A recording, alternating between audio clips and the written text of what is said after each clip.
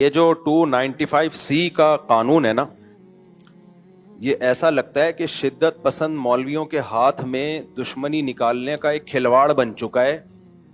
جب چاہو جس پہ چاہو توہین رسالت کا الزام لگاؤ، تو یہ بالکل نہیں بنتا اس موقع پہ 295C۔ اور جو مولوی اس پہ خوش ہو رہے ہیں نا کہ نہیں 295C میں ہم اس کو لٹکوائیں گے، بھائی پھر آپ بھی جب کسی کا کلمہ کفر نقل کریں گے نا، جن لوگوں نے جا کے FIR کٹائی، انہوں نے کیا کہا کہ انجینئر نے نبی کے بارے میں یہ الفاظ کہے ہیں، تو انہوں نے بھی تو نقل کیے نا، تو پھر ان پہ بھی 295C لگاؤ۔ اور آج ہم انجینئر کو بھی ڈیفینڈ کر رہے ہیں کہ انجینئر نے اگر یہ کہہ دیا کہ عیسائی ہمارے نبی صلی اللہ علیہ وسلم کو معاذ اللہ نقل کفر دجال کہتے ہیں، تو اس پہ یہ اعتراض تو کیا جائے گا کہ عیسائی ایسا کہتے ہیں کہ نہیں کہتے۔ سمجھ میں آ رہی ہے بات؟ یہ اعتراض تو کیا جائے گا، تو آپ ریفرنس دیں وغیرہ وغیرہ۔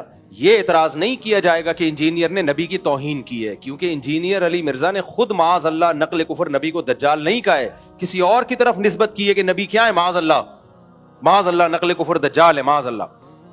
کسی اور کی طرف نسبت کرنے سے انسان توہین رسالت کا مرتکب نہیں ہو جاتا، 295C اس پہ نہیں لگتا۔